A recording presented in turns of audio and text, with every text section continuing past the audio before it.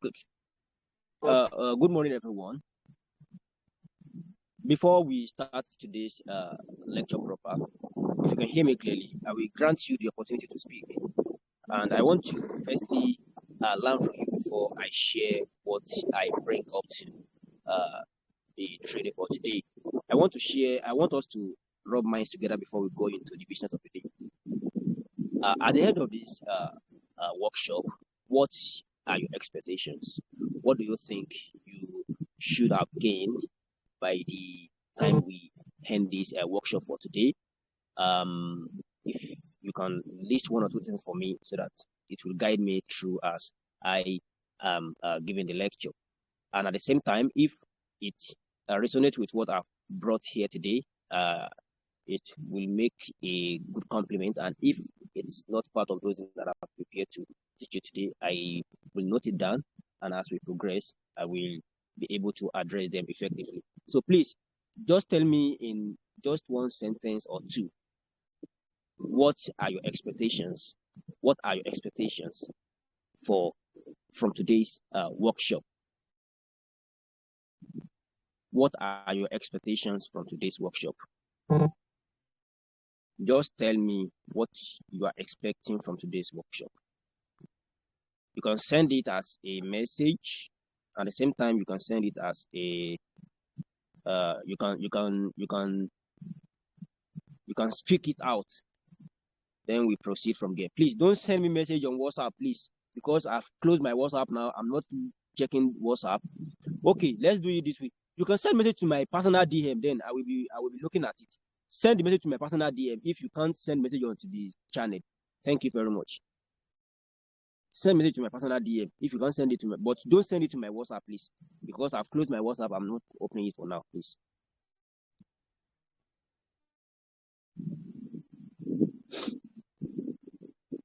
There is no message there yet. I don't want to believe that I'm the one talking to myself.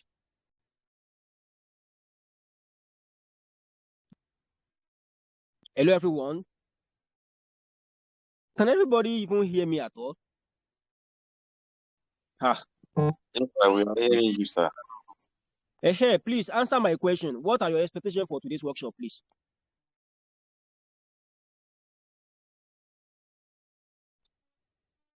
What are your expectations for today's workshop, please?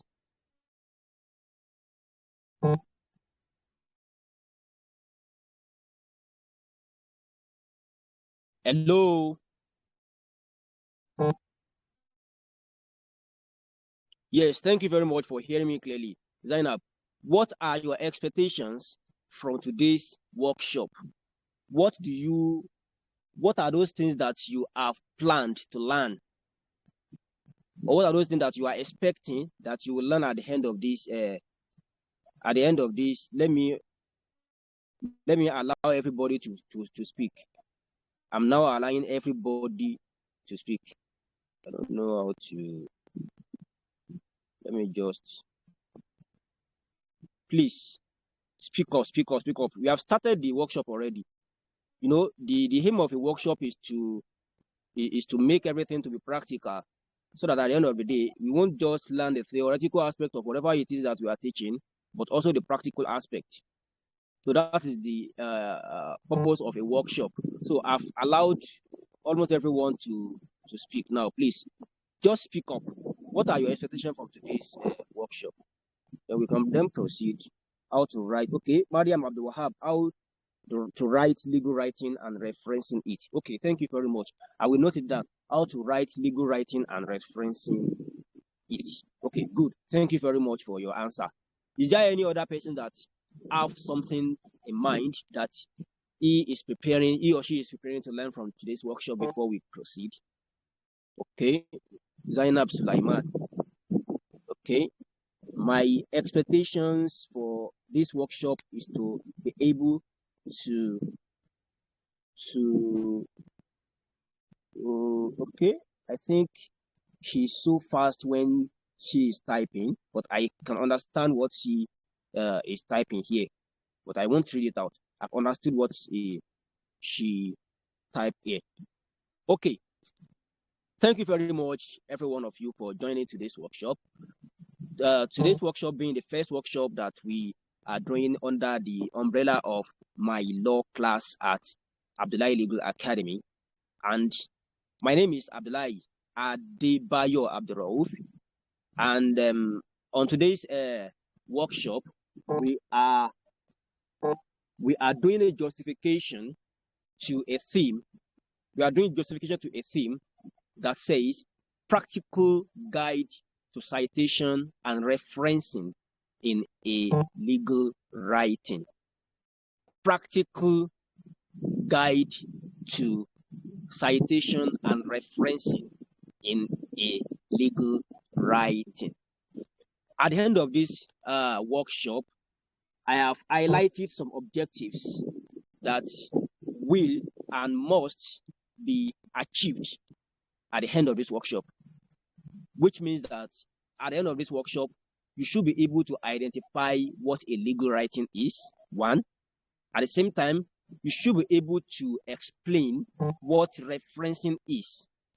And number three of the objective is that you should be able to list the forms of referencing. The fourth objective is that you should be able to identify referencing styles. And the last of which is that you should be able to demonstrate a particular and specific referencing style that is known as NALT referencing style. Now, what is legal writing? Legal writing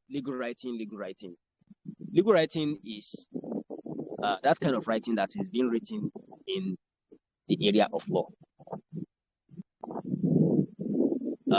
It comes from two words, a combination of two words, legal and writing. Legal, which means anything that is related to law, and writing, which means the act of putting something on paper. It may be letters, it may be words, it may be anything, but a combination of two words means that we are engaging in putting up some words that are in relation to law. So that is legal writing. And legal writing, as we might have known before, according to Cornell Law School, it defines legal writing as any type of writing within the legal profession. And this seeks to convey legal information to others that is usually clear, concise, and above all, accurate. I particularly want to use the definition given by Cornell School of Law or Cornell Law School today. And I think this definition will do justification to what we are going to explain as we are going further. According to Cornell School of Law, they say, what I really think we want to do is to do some.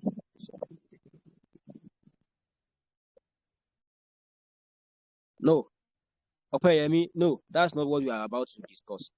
We are here to discuss a practical guide to citation and referencing. Thank you very much for joining. So let's proceed. According to Cornell Law School, they say that legal writing is any type of writing within the legal profession. Just think of anything, any form of writing that is being written in the legal profession, be it article, be it court processes, be it commentary, be it conference paper, be it textbooks, be it anything, any form of thing, any form of writing. It may even be legislative draft or even law reports. But all these things are what are known as legal writing. They are being written in the legal profession. But it doesn't end there. Even though they are being written in the legal profession, but their function is to seek to convey legal information. They are seeking to convey legal information. For example, if you go into any library and you lay your hand on any law textbook, the law textbook is a legal writing. But what does the law textbook do? It conveys legal information. Now, it now depends on the intention of the author. What kind of legal information is the textbook conveying? Is it legal information in relation to contract law? Is it legal information in relation to company law? Is it legal information in relation to commercial law, family law, international law, intellectual property law, and so on and so forth? But you should know that a legal writing must seek to convey legal information to others, from the author to the reader.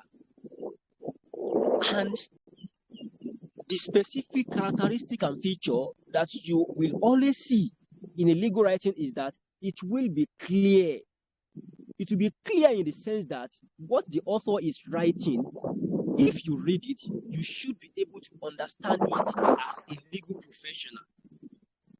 It is not like poem, literature, poem under literature, that when you are reading it, you will be the one to be thinking about the meaning to give to that piece of poem. A legal writing is not like that. It has to be clear. You have to know. We have to know your direction. We have to know where you are facing. If it is contract law, for example, are you talking about offer, or if you,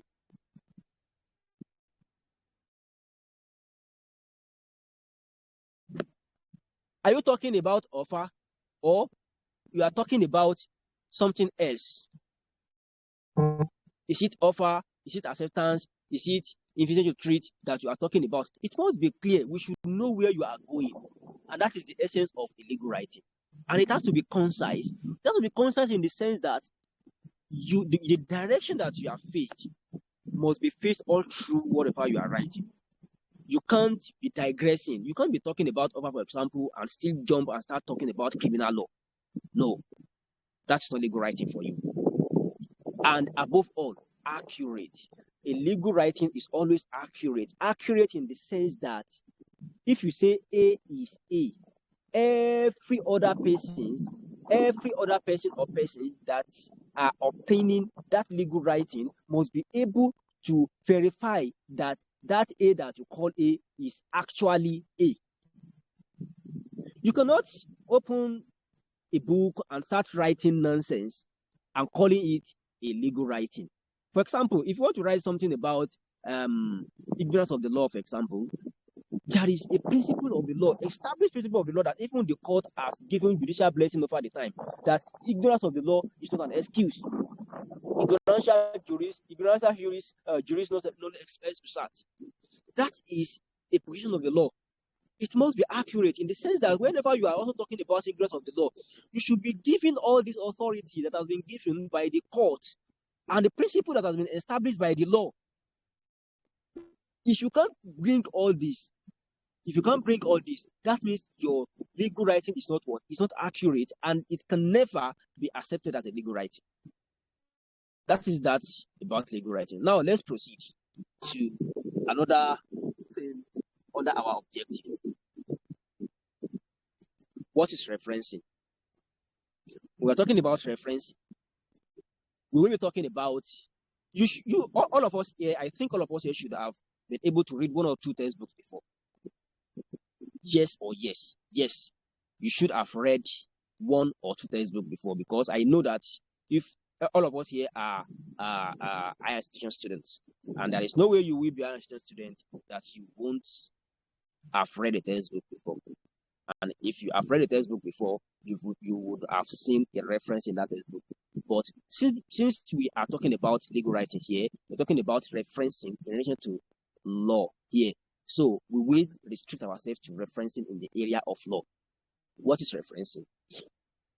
Referencing is a system of acknowledging the sources that you consulted when you are writing your work. The sources that you consulted when you are writing your work. The system of acknowledging it or them is called reference. This is because whenever you want to write something, we all believe that you are not receiving revelation. No, you are not receiving revelation. You must have learned about that thing from somewhere, from a work that was written by someone. And it is that someone that you consulted his work, and you read that work to your own understanding, and after then you now proceed to write whatever it is that you are writing and whatever it is that you are bringing forth to us at that moment in time. In order for you to now be safe academically, you must reference to the source that you write from, because we know that it is not your knowledge. You are not the one who knows it up in a shoe. You went to somewhere to learn about this thing, and you should and you must acknowledge those people that you learn all these things from. All the information that you are putting forth in your legal writing, you know that you learn it from someone. You must provide the evidence that you learn it from someone, and you provide all this evidence via referencing. I think everybody is with me. You must provide all this evidence via referencing. And please, I want you to note that referencing serve as a mechanism that makes you to avoid plagiarism in your work. Because if you write a legal writing, for example, and you do not give proper reference to the source that you consulted, it is an academic crime known as plagiarism, and you can be penalized for it. If it is a professor of law or even any professor in the world that is caught doing plagiarism, his professorship will be firstly revoked, one, and in fact, it may even cost him his ends meet. It may even lead to revocation of his employment appointment. And if it is a student that is caught doing plagiarism, such a student might be expelled from the school. I know of plethora of cases abroad where some people, even there was something that I read like 2-3 years ago. A guy from Nigeria was expelled from a school. The guy entered the school for a scholarship, but he was expelled eventually because it was not found out that the paper that is submitted in one of his assignments was plagiarized. So plagiarism is a very serious offense in academic area. But for you to avoid plagiarism, you have to reference the sources that you consulted when you are writing your work. And if you are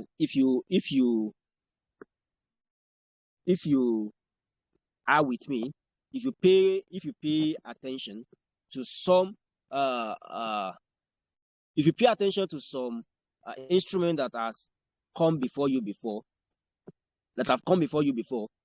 you should be able to identify reference, because most of the time reference is being written at the back of the textbook. You will see reference or references. Sometimes it comes as a way of bibliography. Sometimes it comes as another form, and that is why we are going to move to the forms of referencing. But before we move to the forms of referencing, when you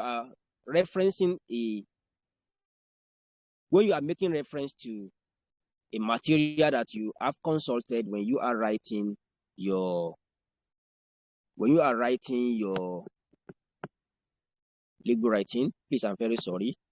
I am being distracted here. Please give me a minute, please. Okay, good. Now let's proceed. So when you are referencing your work, there are some specific items that should be in that reference, like the name of the author, the title of the book that you read, the name of the publisher, the place of publication, year of publication, and the page number, if it is a work that has page number. And if it is a work that doesn't have page, maybe you consulted an instrument online on web, you should provide the website that you are quoting from. All these things are what work together to form a reference. Now, what are the forms of reference? We're talking about the forms of reference. We're talking about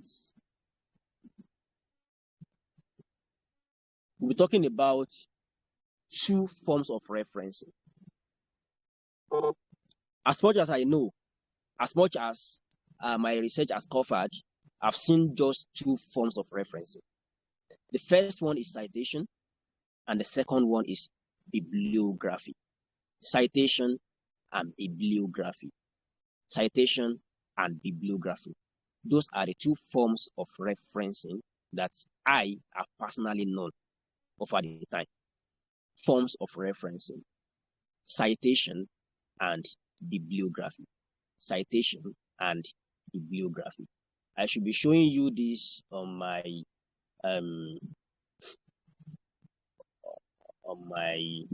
screen here, but I am unable to. I'm not able to open this WhatsApp platform, Telegram platform via my system. So, and everything is on my system. But I will share you the material after the lesson. Don't worry. Two forms of referencing are citation and bibliography. What is citation? Citation is the act of pointing out the specific materials that you consulted when you are writing your work. That's citation.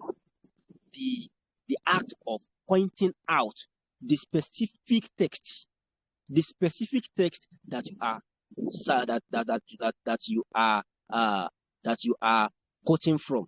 For example, now let's say I am writing a legal article, for example, and I made a reference to section 1, subsection 1 to 3 of the 1989 Constitution of Nigeria as amended.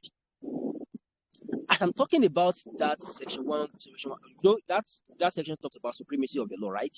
And I think everyone here knows what supremacy of the law is, and supremacy of the Constitution, and where we can find it in the Constitution. That is the reason why I'm intentionally bringing in section 1 to 3 of the 1989 Constitution that talks about the supremacy of Constitution. That's supremacy of Constitution. But if I'm talking about supremacy of Constitution now, for example, let me say the statement that I want to say now. I want to say something like this: the Constitution of the Federal Republic of Nigeria is supreme and above all laws, and any law that is in contravention to the Constitution of Nigeria shall be void because of its inconsistency with the Constitution. I've just said what I said now. It's a statement. But that statement, I did not reveal any, I was not revealed any revelation before I know it. I read it somewhere. So for me to now tell you where I read it from, specifically, is known as citation. I will now go back to say, okay, section 1, subsection 1 to 3 of the 1989 Constitution, and that is citation. That means that I am telling you specifically where I see that thing that I just said now. Another thing is that that popular quote that we usually quote. If you are in 200 level 200, you should know this. And all the I think anybody from legal studies will also know this too. But if you are a level 100 student, you may not know this yet. But it is good for you to be here today so that you will also have a first-hand knowledge or information about it, which is that there is this popular quote that we usually say that all contracts are agreements, but not all agreements are contracts. That statement was written in a book. I saw it in a book. And what book is that? The book written, The Law of Contract, written by Professor Itse Sage. I saw it in that book. So if I now come to you, I say all contract and agreement, but not all agreement are contract. But I want to give you the reference to that statement. I will just go and quote how reference is being quoted in relation to the book that I consulted, which is Law of Contract by Professor Itse Sage. That is citation for you. It will unpick only the material that you consulted and you are citing from. where you get that specific information from. You may consult many materials when you are writing, when you are about to write. But citation will only give you the opportunity to cite those materials where you find relevant information only. That is citation for you. And there are three types of citation. I'll be sharing my screen so that you will be able to see it. I'll be sharing my screen.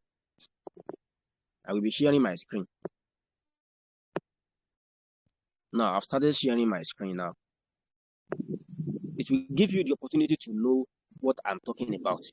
The first one of them is in-text citation. This is how in-text citation looks like. I think you can see my screen very well. This is how in-text citation looks like. Look at the area where that is highlighted in yellow color.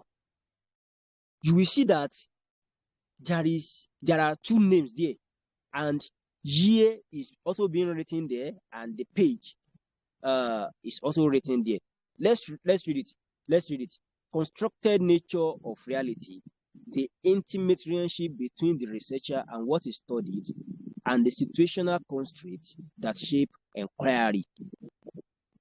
This particular statement is in quotes. Immediately after the statement, they now open a bracket. They now write Denson and Lincoln, 2011. They now write P8. That is page 8. This is telling you that this statement that the writer has just quoted in his work now was seen in a book written by Denson and Lincoln, and the book was published in year 2011.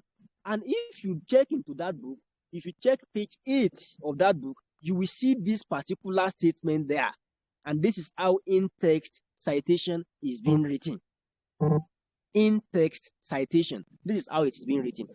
As you are writing, you will just write your reference, and you will just write the reference, which is citation, alongside the statement, alongside what you are putting up. Another form of citation is that of endnote citation. Endnote citation. Endnote citation will be written at the end of the chapter. It is always written at the end of the chapter. I've shown you on the screen now. This particular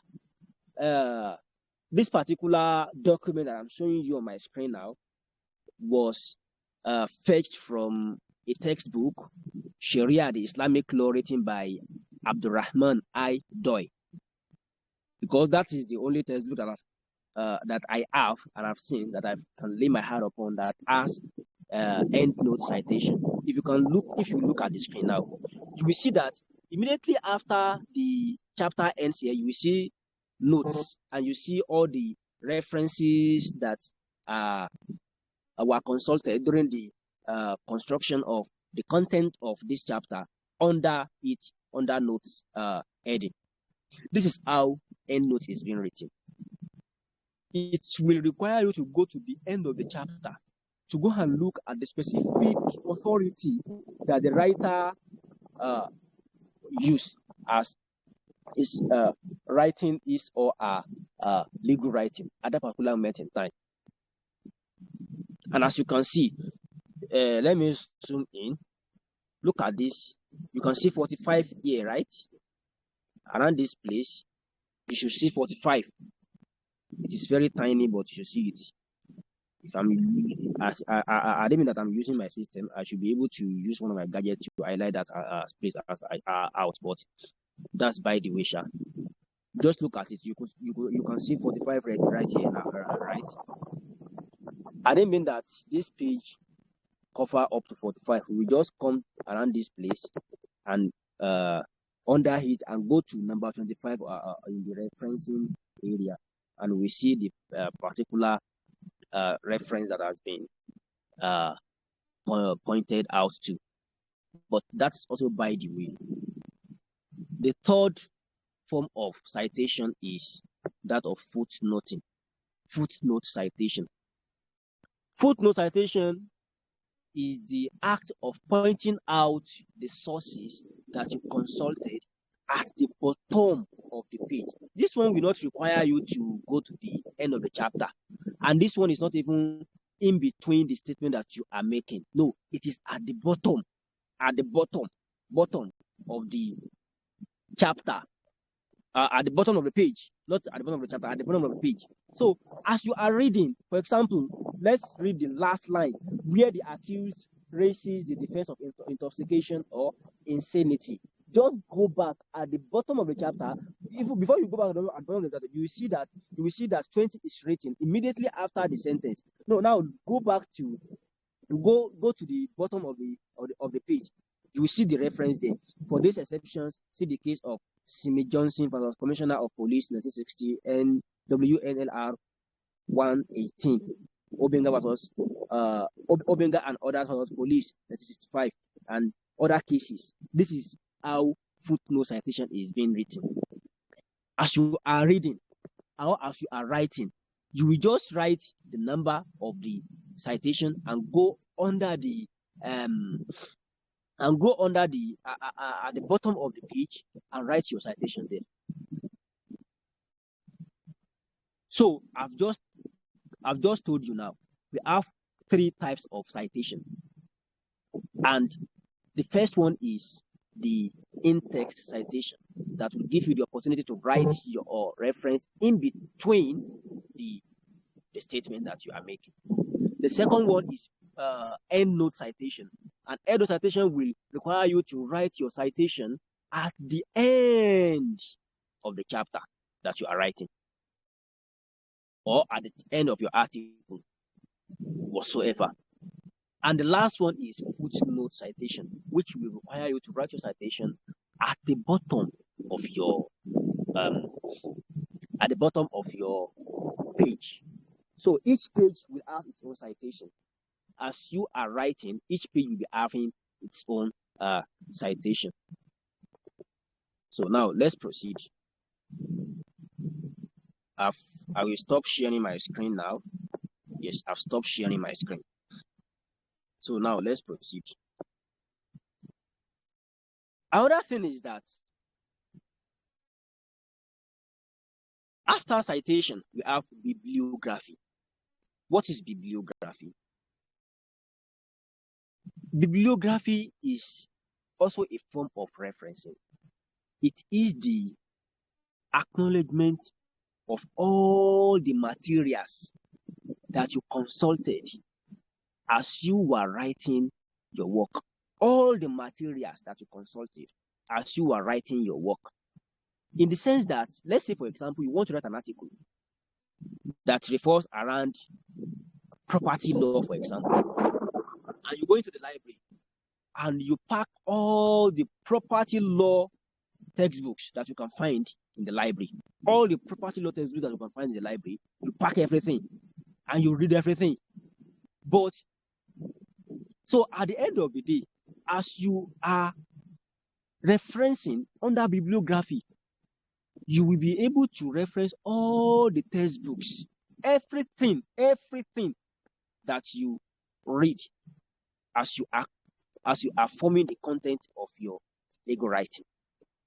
And bibliography always come at the end of the work, not at the end of the chapter, not at the bottom, not even in text, but at the end of the work. Sometimes they write bibliography and sometimes they write references. So do not be confused. Whenever you see references, they are talking about bibliography. At the end of the work, they are talking about bibliography. But now, you may be confused. Is there any difference or differences between citation and bibliography? Yes, there are many differences. The only difference that is so much popular between between bibliography and citation is that citation will give you the opportunity to cite only the textbooks that you are quoting from as you are writing. But bibliography will give you the opportunity to bring forth every textbook that you read. Sometimes you might read some textbook for understanding, and you might read some textbooks for citation. Let's say, for instance, now, if you are writing on property of example and you go into the library, you see a textbook that was written in 1960, for example. You know that within 1960 and now, many things have changed. Many laws have been changed. Many positions of law have been changed. So many things have been changed within 1960 and 2025. But it is in that 1960 textbook that you are able to read and understand what property law is, for example. And you also lay your hand on a textbook that was written in year 2020. But in that book that was written in year 2020, that was where you are able to cite some relevant quotations and authorities. But you read a book that was written in 1960 to understand what property law is.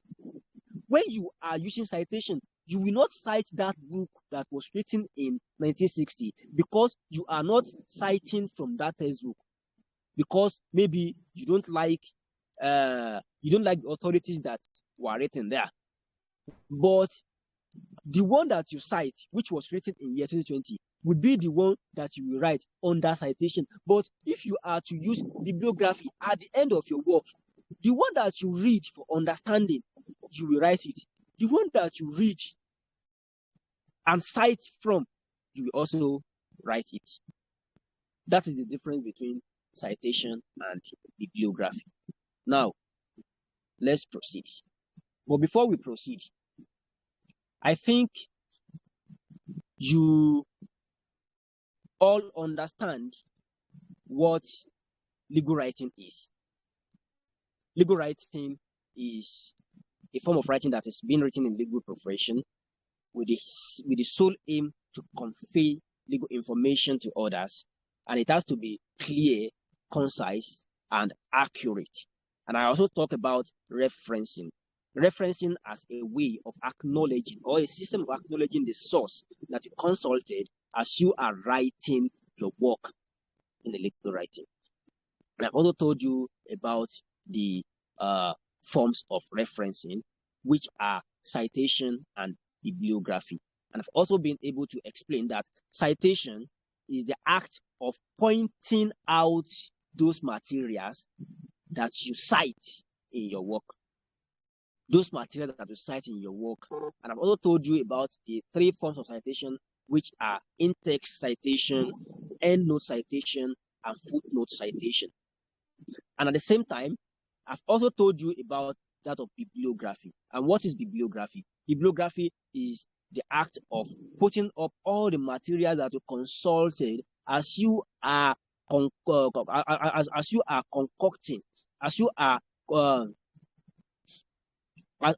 making up all the content, as you are forming the content that make up your legal writing, and bring it at the end of the work, the overall end of the work, to show the public that these are the materials that you consulted as you were embarking on your research, and as you are writing, and as you are bringing up what you are bringing up in your legal writing. So I would like us to take a break now. We take a 15-minute break, and we come back and proceed on our workshop, because we have so much spent this time on the theoretical aspect, and the next segment will be based on practical aspect, pure practical. That is where I'll be showing you how to cite reference, how to look for a reference that has been cited, and how to and what to know, which type of referencing style is adopted and is being used in the area of law, and so on and so forth. So I would like to stop here for now, and by 10:25, inshallah, we shall continue by 10:25. We shall continue by 10:25. So before then, I wish you a wonderful legal break one, and I want to assure you that joy is coming. See you then.